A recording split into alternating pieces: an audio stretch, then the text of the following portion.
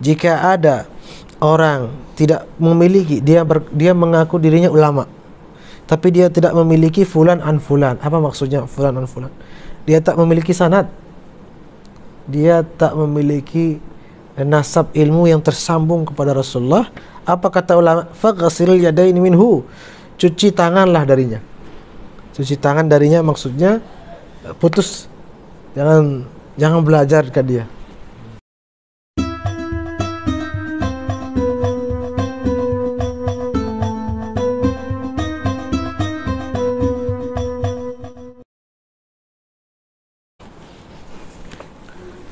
Bismillahirrahmanirrahim.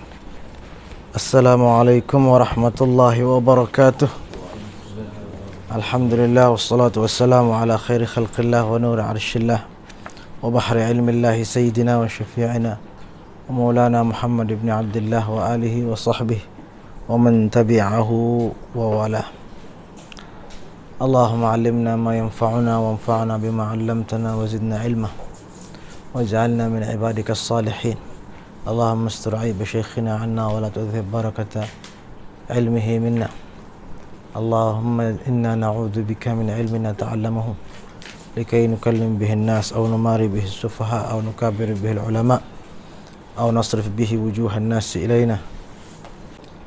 Amin amin ya rabbal alamin. Pertama-tama mari kita kirimkan Fatihah kepada semua guru-guru kita, semua masyayikh kita, semua imam kita, semua ulama kita. Wabil khusus ayahanda Tuan Guru Haji Husnul Duat dan Maulana Syekh Musnidud Dunia Al-Allamah Syekh Muhammad Yasin bin Muhammad Isa Al-Fadani dan semua guru-guru beliau sampai kepada junjungan alam semesta baginda Rasulullah sallallahu alaihi wasallam. Syai'un lahum minnal Fatihah.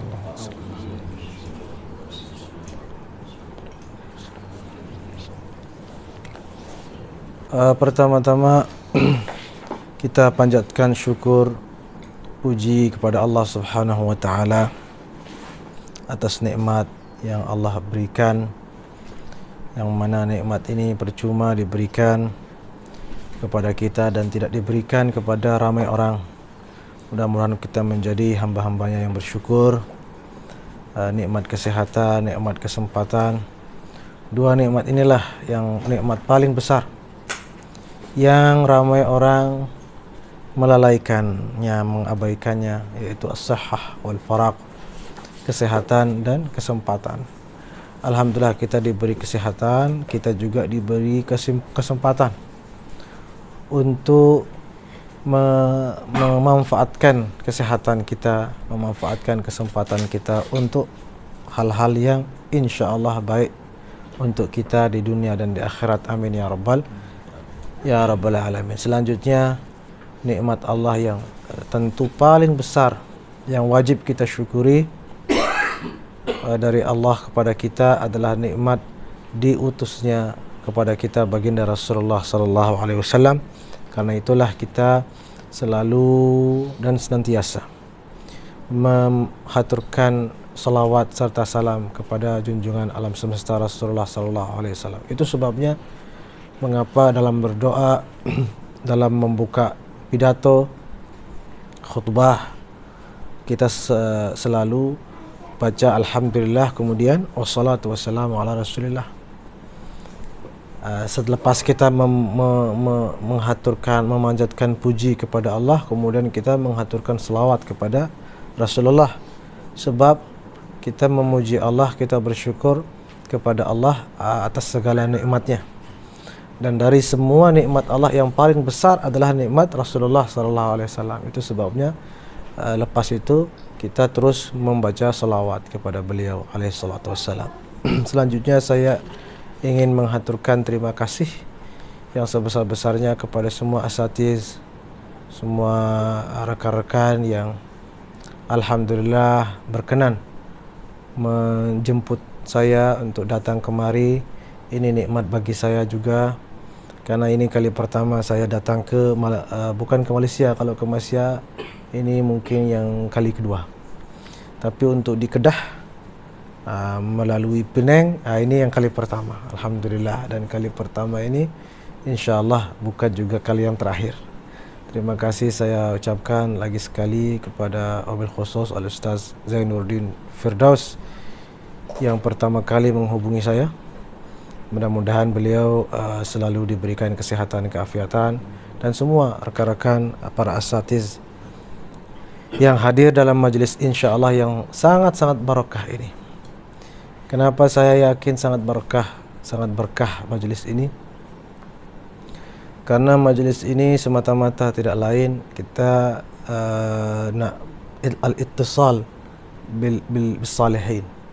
Kita ingin menghubungkan diri, mendekatkan diri dengan para orang-orang saleh, para aulia Allah, para orang-orang yang bertakwa. Dengan cara apa kita berittisal dengan beliau-beliau? Kita berintisab maknanya kita menghubungkan diri, menyambungkan rohani kita dengan beliau-beliau. Salah satunya dan dengan cara kita meriwayatkan hadis-hadis Rasulullah sallallahu alaihi wasallam dengan sanad yang tersambung kepada beliau-beliau. Dan alhamdulillah nasab sebagaimana kita ketahui, nasab itu ada nasab darah, nasab keturunan. Selalu banyak orang menjaga dia dan membanggakan dia. Padahal semulia-mulia nasab dia berakhir sampai dunia saja. Di akhirat dia tak tersambung lagi kecuali nasab kepada Rasulullah sallallahu alaihi wasallam. Itu pun nasab kepada Rasulullah sallallahu alaihi wasallam dia akan putus apabila orangnya berbuat maksiat atau tidak beriman, tidak cinta kepada, tidak mengikuti jejak datuknya lah, baginda Nabi, maka dia terputus juga. Karena itu para ulama kita seperti Syekh Ali Jum'ah, beliau mengatakan bahawa nasab dengan baginda Nabi itu terus tersambung sampai akhirat dan akan menjadi syafaat dengan syarat iman. Dia beriman dengan sebaik-baik iman. Nah, kita ini atau sebagian dari kita mungkin saya pun begitu, tidak ada nasab secara darah kepada Rasulullah sallallahu alaihi wasallam. Tetapi ulama kita memberikan peluang, ada jalan untuk bernasab kepada beliau.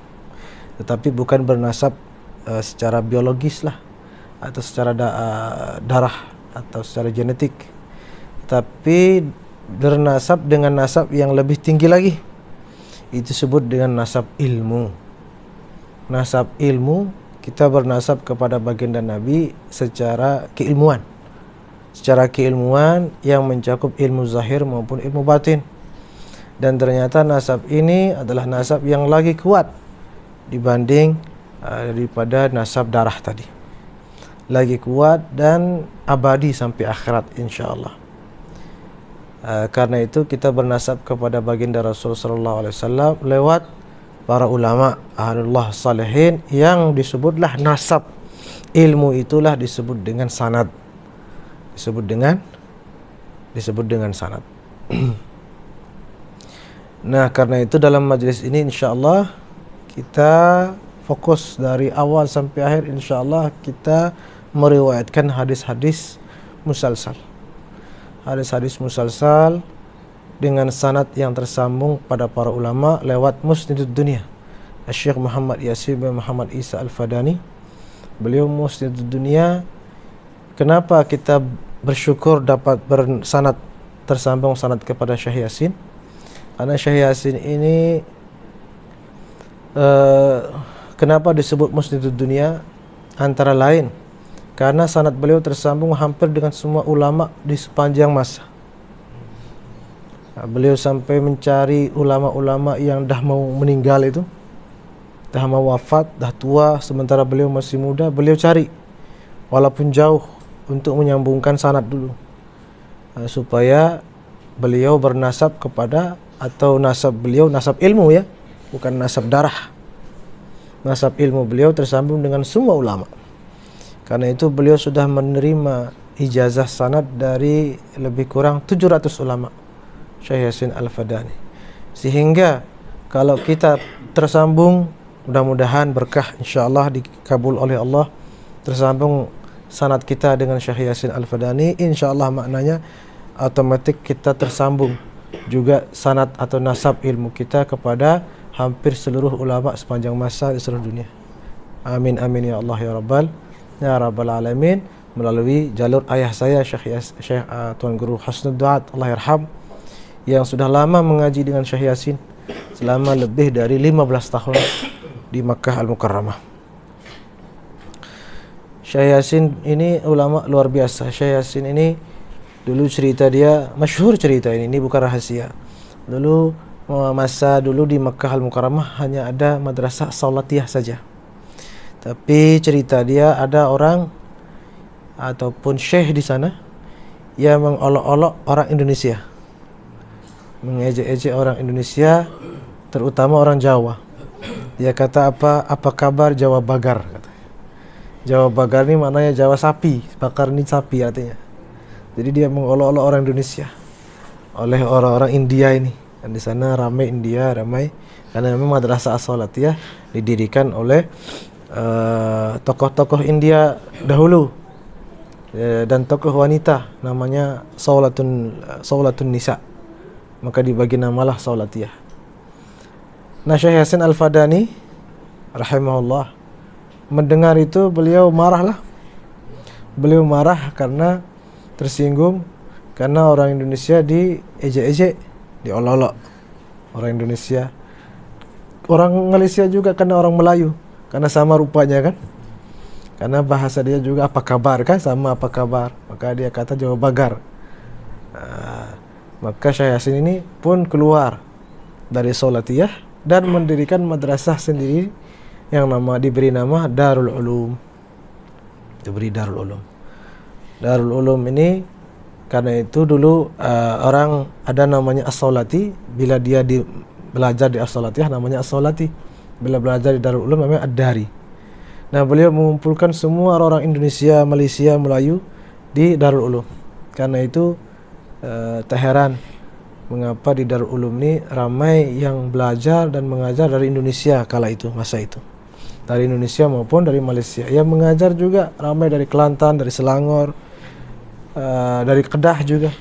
Ada kitab di rumah di Lombok, tarikh madrasah Darul Ulum, sejarah madrasah dalam tebal di rumah di Lombok ada.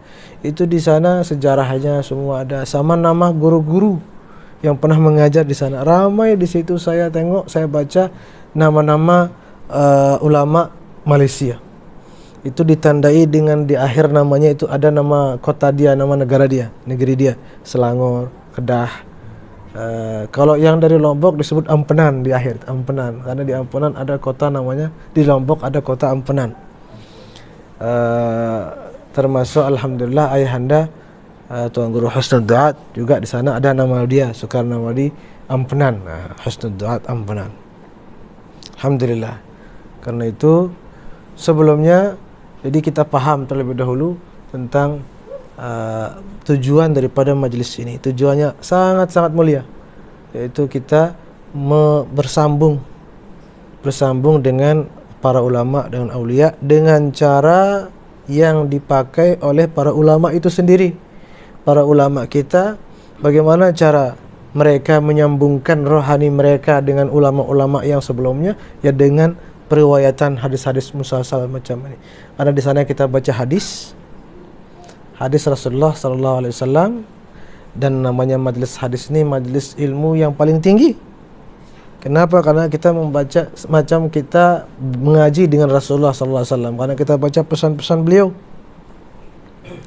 Nah, apa kelebihan daripada hadis musalsal? Musalsal ini maknanya apa? Musalsal ini maknanya dia semua perawi, paham perawi ya, yang meriwayatkan hadis itu semuanya meriwayatkan hadisnya itu dengan cara yang sama, pada waktu yang sama, ataupun pada tempat yang sama. Ada sifat atau cara yang sama dilakukan oleh semua perawi itu, sehingga disebutlah dengan musalsal. Itu kelebihan dia, dan itu sebagai tanda cinta yang amat sangat kepada Rasulullah sallallahu alaihi wasallam. Macam suatu ketika baginda Nabi pernah meminum air lalu lepas itu dia tersenyum. Lepas minum air beliau tersenyum. Ditengoklah oleh sahabat Sayyidina Anas bin Malik yang menjadi pembantu rumah tangga beliau. Sayyidina Anas menengok Nabi minum kemudian lepas itu tersenyum. Maka Sayyidina Anas pun mengambil air putih, air kosong, minum lepas itu tersenyum tanpa sebab.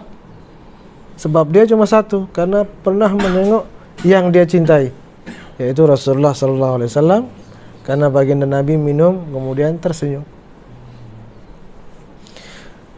Nah, ditengoklah oleh sahabat lain, kenapa, atau oleh tabi'in, kenapa engkau minum sambil kemudian tersenyum? Jawaban dia satu aja, karena saya pernah tengok Nabi minum kemudian tersenyum.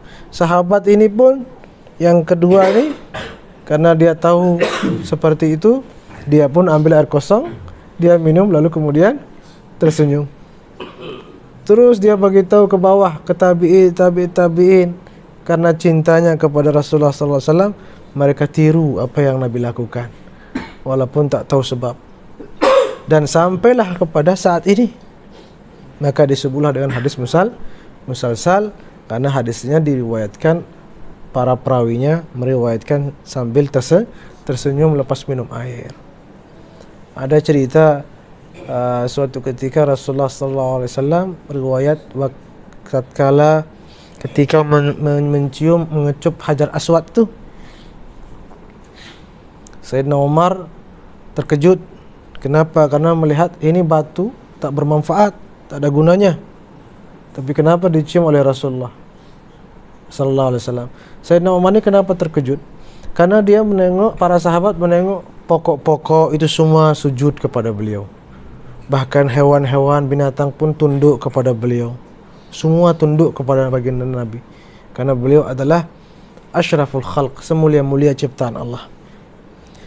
Nah, maka Sayyidina Umar terkejut, kenapa batu ini terbalik, Nabi yang cium, Nabi yang kecup. Mestinya batu inilah yang tunduk, yang apa. Itu terlintas dalam hati, dalam pikiran. Tetapi beliau tidak sampaikan, beliau tidak utarakan. Beliau datang kepada Hajar Aswad dan berkata kepada Hajar Aswad, "A'lamu annaka hajarun la tanfa' wa la tadur." Saya tahu wahai batu, saya tahu engkau ni tak ada manfaat, tak ada mudarat. Dia cakap sama batu itu, Hajar Aswad. Kemudian apa kata Sayyidina Umar? "Walaula anni ra'aitu Rasulullah qabbalaka ma qabbaltu." Kalau saja saya tidak melihat, tidak menengok baginda Nabi mencium engkau, maka saya tak mungkin mencium engkau. Lalu kemudian dicium, dikecup. Sebagai tanda bahawa Sayyidina Umar mencium Hajar Aswad. Apa sebabnya? Kalau kita katakan Hajar Aswad ini batu yang mulia, batu yang memang mulia, tapi bukan itu sebabnya. Bukan itu sebab daripada Sayyidina Umar mencium Hajar Aswad. Tapi sebab satu-satunya adalah karena pernah melihat Rasulullah sallallahu alaihi wasallam mencium Hajar Aswad. Itulah kemuliaan daripada cinta sahabat kepada baginda Nabi yang diteruskan melalui para ulama sampai kepada Syekh Yasin Al-Fadani dan juga ulama-ulama yang lain. Nah, Syekh Yasin Al-Fadani alhamdulillah juga turunkan kepada murid-murid beliau yang ada di seluruh dunia. Tidak terkecuali ayahanda Allah yarham Tuan Guru Husnul Duat, dan kemudian beliau alhamdulillah sebelum beliau wafat lebih kurang 1 bulan lah sebelum beliau wafat, beliau ijazahkan kepada saya semua secara ammah maupun khassah apa yang pernah beliau terima dari Syekh Yasin Al-Fadani. Dan beliau wafat ayahanda pada bulan Zulhijjah. Kita masih bulan Zulhijjah ya ni. Alhamdulillah. Jadi kita niatkan memperingati haul beliau juga. Syekh Yasin Al-Fadani juga wafat bulan Zulhijjah. Ya, Syekh Yasin Al-Fadani wafat tarikh 28 Zulhijjah. Kalau Allah yarham ayahanda Tuan Guru Husnuzat wafat 10 Zulhijjah, hari Idul Adha. Subuh-subuh beliau wafat. Mudah-mudahan Allah Subhanahu wa taala, kita doakan beliau-beliau semua mendapatkan tempat yang setinggi-tingginya, semulia-mulianya di sisi Allah Subhanahu wa taala. Dan kita pun wa alhiqna bis salihin, kita berdoa kepada Allah mudah-mudahan kita pun ikut beliau-beliau semua insyaallah. Amin ya rabbal alamin. Baik. Sebelumnya, kalau boleh, sebelum kita baca kitab Nailul Barakat fil Inayah bil Ahadithil Musalsalat, ini adalah kitab yang dihimpun oleh ayahanda Tuan Guru Husnuzat, yang menghimpun dan mengumpulkan hadis-hadis musalsal, bukan semuanya tapi sebahagian, karena hadis musalsal ini banyak sekali. Sebahagian daripada hadis musalsal yang beliau terima dari guru beliau dan guru besar kita semua, Al-Syekh Yasin Al-Fadani. Ada sekitar 81, saya tengok di sini 81 hadis musalsal. Namun tak tahu, insyaAllah kita mungkin tak baca semualah, Ustaz. Kita tak baca semua karena waktu kita terbatas. Sebab juga karena di sini ada hadis-hadis musalsal yang memang dia macam musalsal biyaumil id. Musalsal biyaumil id maknanya apa? Dia semua perawinya baca hadis itu, riwayatkan hadis itu di hari id lah, di hari lebaran, dan kita bukan di hari lebaran. Ada musalsal biqasl adfar yaumul khamis, semua perawi dia memotong kuku di hari Kamis sambil meriwayatkan hadis itu. Nah, yang mungkin yang macam itu kita ijazahkan secara ammah sajalah. Adapun yang boleh kita riwayatkan dan ijazahkan secara khusus, secara khassah, ya insyaallah banyak hadis-hadis lain di sini, macam bi munawalatis sibhah dengan membagi tasbih, ada bil imamah, memakai imamah, ada bil asa, memberikan tongkat, bil ru'yah, memandang atau menatap, dan lain-lain. Sebelum kita baca, mohon izin saya baca dulu buku saya sedikit saja. Halaman atau muka surat 39. Ini kenapa saya baca? Ini di sini tentang urgensi atau pentingnya sanad keilmuan. Sanad atau nasab ilmu. Sanad keilmuan ini sederhananya macam ini. Kenapa harus ada sanad? Wajib ada sanad. Kalau orang ulama sudah bersanad, itu maknanya apa? Ulama yang bersanad, maknanya dia sudah mengaji dari ulama, dan ulama ini, ulama guru dia ini sudah mengaji dari ulama, yang mana ulama dia ini sudah mengaji, sudah diyakini, dan semua orang tahu dia sudah mengaji dengan ulama, terus sampai kepada sahabat daripada Rasulullah sallallahu alaihi wasallam. Ya, itulah sanad. Sehingga kalau kita belajar ilmu apa saja, terutama ilmu agama, ilmu Islam, kalau kita belajar dari orang guru yang jelas sanadnya, diketahui sanadnya, kan aman. Aman maknanya kita insyaallah apa yang kita pelajari ini dekat kepada kebenaran. Tapi kalau kita mengaji agama dari orang yang kita tak tahu, tak pasti siapa gurunya, atau pasti gurunya kita tahu, oh ini fulan bin fulan bin fulan, tapi fulan bin fulan ini tak pasti siapa gurunya. Nah, di sana kita ragu. Nah, ini gurunya ini yang di atas dia ini dari mana dia ada belajar agama? Tidak ada yang tahu. Nah, kalau tidak ada yang tahu, maknanya sanad dia putus lah. Nah, bukan maknanya kita tak boleh belajar, dari siapapun kita boleh belajar. Bahkan dari orang yang tidak muslim pun kita belajar. Tapi bukan belajar Islam lah, ya kan? Belajar kedokteran, belajar apa boleh. Tapi kalau belajar Islam, Islam ini guru Islam yang maha guru yang utama adalah Rasulullah sallallahu alaihi wasallam. Ya, karena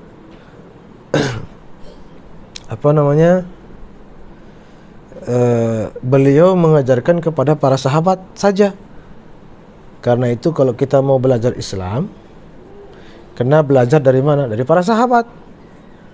Tetapi para sahabat pun kita tidak semasalah.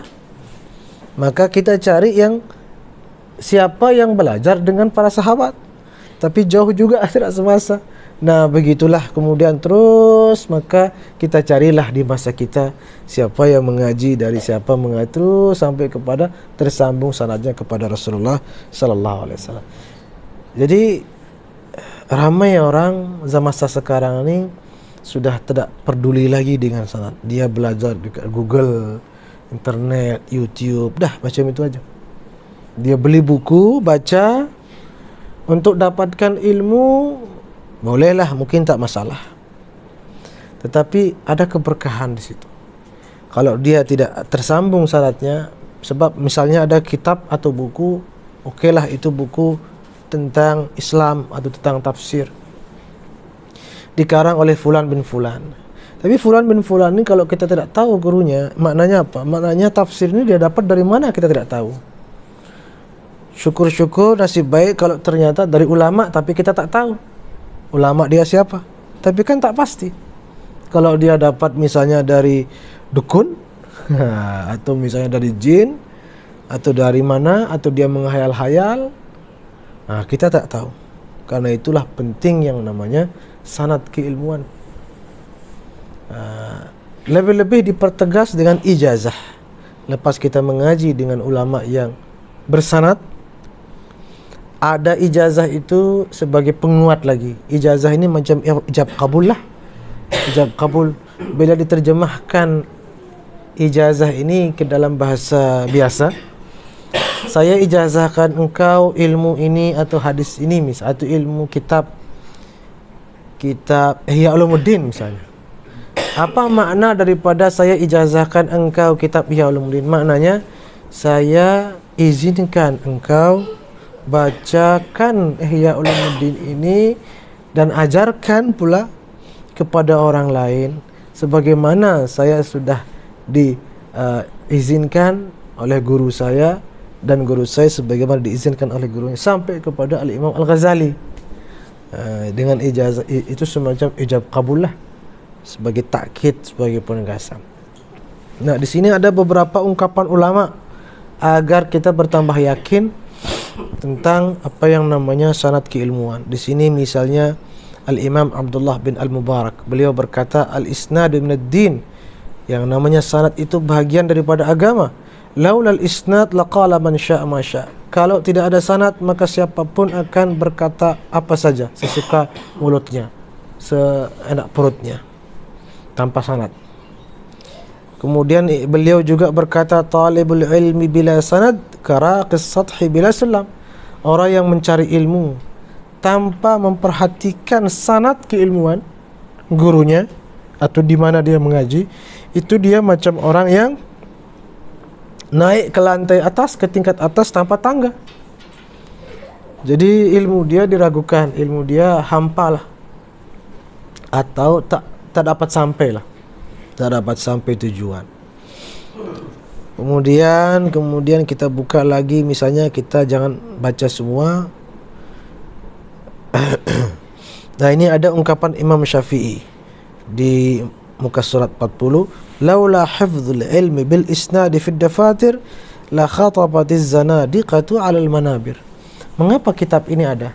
Ini nama dia kitab Sabat. Kitab Sabat. Kitab Sabat maknanya kitab yang mengumpulkan sanad-sanad keilmuan. Apa manfaatnya?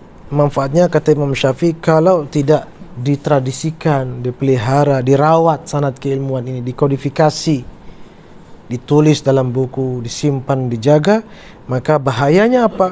Akibatnya nanti orang-orang zindiq, orang-orang yang gadungan, ustaz palsu akan berkuasa di mimbar-mimbar ilmu. Jadi ini sebenarnya penyelamat umat. Penyelamat umat. Kalau tidak ada sanad, siapapun akan berlagak macam ulama kan? Dan dah terjadi. Dah terjadi, ramai muncul ustaz-ustaz yang gadungan. Tahu gadungan? Gadungan ini palsu lah, jadi-jadian. Tiba-tiba jadi ustaz. Tak tahu dia belajar di mana. Sayangnya 1000 kali sayang, ramai juga yang percaya, ramai juga jamaahnya. Di Indonesia ramai macam itu, subhanallah. dan itu musibah, itu musibah. Kemudian Imam Ahmad berkata, innaha law batalatil ijazah la dha'al ilma. Ini pentingnya ijazah. Jadi bila nanti saya ijazahkan, ustaz-ustaz pun akan ijazahkan kepada yang lain. Itu penting ijazah itu supaya apa? Ilmu tidak hilang. Ilmu tidak hilang. Kalau tidak ada ijazah, ilmu hilang. Misal, ada orang mengaji dengan guru, dengan ulama, tapi tak dapat ijazah. Nanti dia mengajar, orang pun boleh ragu. Kamu belajar dekat mana? Oh, saya belajar dengan ulama ini. Apa buktinya? Nah, itu kan. Apa buktinya? Masa-masa silam kan tak ada gambar, tak ada kamera, tak ada apa. Kalaupun ada kamera masa sekarang nih, orang percaya dia dah mengaji. Tapi kalau tak ada ijazah, orang masih ragu. Kenapa? Karena memang engkau dah mengaji dengan ulama ini, tetapi saya tak pasti apakah ulama ini dah percaya sama engkau untuk menyampaikan ilmu dia. Nah, itulah pentingnya yang namanya ijazah sanad. Kemudian selanjutnya Imam Ahmad juga berkata, talabul isnadil ali sunnatun amman salaf. Ada lagi ungkapan Imam Muhammad bin Aslam At-Tusi. Beliau berkata, qurbul isnad qurbun ila Allah azza wa jalla wa ila rasulih sallallahu alaihi wasallam. Jadi kita sesungguhnya saat ini sedang mendekatkan diri kepada Allah dan dengan kepada juga Rasulullah sallallahu alaihi wasallam. Ada lagi, nah ini Syekh Badr bin Ali Al-Utaibi. Ini ada menarik ucapan dia. Beliau berkata, hakadzal ilmu yunalu bit talaqqi. Yang namanya ilmu agama, beginilah cara dia, dengan talaqqi pada ulama. Bukan buka-buka YouTube. Masih baguslah buka YouTube ulama kan, ramai juga ulama di YouTube. Tapi lebih bagus kalau kita cari ulamanya. Karena apa? Karena memandang ulama juga ada, nanti kita baca ada hadis musalsal birru'yah, ada fadilah ru'yah. Memandang itu punya keistimewaan luar biasa. Dulu Syekh Abdul Hasan Asy-Syadzili berkata, nahnu kas-sulahfah, kita macam kura-kura. Kura-kura nama dia apa bahasa Malaysia? Kura-kura juga. Syekh Abdul Hasan Asy-Syadzili kata, nahnu kas-sulahfah nurabbi auladana bin nadhar. Kami para guru, para ulama, para aulia seperti kura-kura, mendidik anak-anak kami dengan pandangan mata. Masya Allah. Jadi dengan pandangan mata itu talaqi. Was-sama'i minhum, dan mendengar terus daripada ulama. Wal qira'ati ala aidihim, memandang ataupun mendengar ataupun membaca di hadapan guru. Begitu cara ulama-ulama kita semuanya mencari ilmu agama. Sampai masa sekarang, walaupun dah ada internet, dah ada apa. Nah ini lepas ini dia kata apa ulama ini? La thaqafatu asrina wa fikrihi wa fiqhil majallati was suhuf. Tuh, tidak sebagaimana halnya budaya pemikiran masa kini dan dunia majalah, magazine ya, media massa, media cetak, bukan macam itu katanya. Itu untuk istifadah sajalah, untuk menambah wawasan, untuk sampingan, untuk mengingat-ingat. Tapi yang sungguh-sungguh mengaji tidak, itu cara yang keliru. Apa kata beliau? Idza su'ila wa inna masyarafu yakunu li sahibil hadits idza su'ila. Akan tetapi sebuah kemuliaan adalah bila seseorang ditanya, man 'allamaka, siapa gurumu? Fayaqulu shaykhuna fulan wa huwa darasa ala yadi fulan wa huwa qad darasa ala yadi fulan ila an tattasila silsilatu ilmihi bil muallim al awwali sayyidina Muhammadin sallallahu alaihi wasallam fa bihadzal fakhr wa illa fala. Dijawab, guruku adalah Syekh fulan dan beliau belajar dari gurunya Syekh fulan dan seterusnya hingga bersambung rantai keilmuan dia dengan sang guru pertama yaitu Rasulullah sallallahu alaihi wasallam. Syekh Al-Utaibi menambahkan, apa kata beliau ini di bawah? La ya'ibul isnad fi awwaliz zaman wa akhiri. Tidak ada orang yang mencela yang namanya sanad atau meremehkan. Misalnya ada kata, sanad ini tak penting. Sanad ini dulu saja penting, sekarang tak penting misalnya. Dan ini kadang-kadang kita dengar. Kalau dulu kata dia orang ni, sanad itu penting karena belum ada buku, belum ada rekod, belum ada apa. Jadi kena harus tahu dari siapa. Tapi sekarang sudah dibukukan, Sahih Bukhari dah ada. Dah tahu mana yang sahih, mana yang dhaif, ya kan? Buat apa lagi cari sanad? Dulu orang cari sanad kenapa? Supaya dia tahu hadis ini sahih atau tidak. Dengan cara mengetahui dia mencari hadis dari orang-orang yang jujur. Dari orang-orang ini dalam sanad dia ni ada tak orang yang suka mendusta? Kalau ada suka mendusta berarti ditolak hadis dia. Misalnya kan, ditolak ilmunya dan seterusnya. Sekarang tak perlu sanad kata dia. Nah, apa kata ulama? La ya'ibul isnad. Tidak ada yang meremehkan sanad keilmuan atau menafikan, menganggap tidak penting, baik pada masa dahulu maupun masa sekarang. Illa ahadul rujul, kecuali dua orang. Dia antara dua orang. Dua sifat. Apa? Imma min man la dirayata lahu bi ahamiyati. Dia sebab dia tidak tahu apa pentingnya manfaat daripada sanad, atau munafiq. Nauzubillah min zalik. Munafiqun mala'al ghillu wal haqdu fuadahu. Ataupun dia orang munafik yang hatinya penuh dengan dengki dan kebencian. Nauzubillah. Jadi ada dua macam orang yang menolak sanad. Antara dua, antara dia tak paham apa tujuan dan besarnya manfaat daripada sanad, baik di dunia maupun di akhirat, ataupun dia orang munafik yang memang hatinya hitam lah. Nauzubillah min zalik. Maka alhamdulillah dengan kita belajar dengan bersanad ini, kita sambung sanad kita ini, insyaallah maknanya kita mudah-mudahan bukan orang munafik. Amin ya rabbal alamin. Ada ungkapan bagus dari Syekh Ibrahim Al-Harbi. Apa kata dia? Idza lam yakun 'inda ar-rajuli fulanun an fulan faqsil yadaini minhu. Jika ada orang tidak memiliki, dia mengaku dirinya ulama, tapi dia tidak memiliki fulan an fulan. Apa maksudnya fulan an fulan? Dia tak memiliki sanad. Dia tak memiliki nasab ilmu yang tersambung kepada Rasulullah. Apa kata ulama? Faqsil yadaini minhu. Cuci tanganlah darinya. Cuci tangan darinya maksudnya putus. Jangan belajar ke dia. Ya, sampai begitu. Masya Allah. Ada lagi kemudian di sini muka surat 46. Ini Syekh Al-Qattani. Syekh Al-Qattani ulama besar ini, ulama besar yang ngarang kitab Fihrisul Faharis.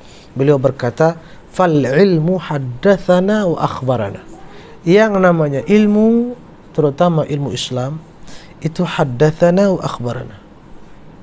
Harus jelas dia dapat dari mana. Sanadnya harus jelas. Kalau tidak, apa kata beliau? Ama siwa dzalika wasawisus syaitan. Kalau dia tidak punya sanad, maka yakinlah itu waswas daripada syaitan, godaan daripada syaitan, atau tidak dapat lepas daripada godaan syaitan. Masya Allah.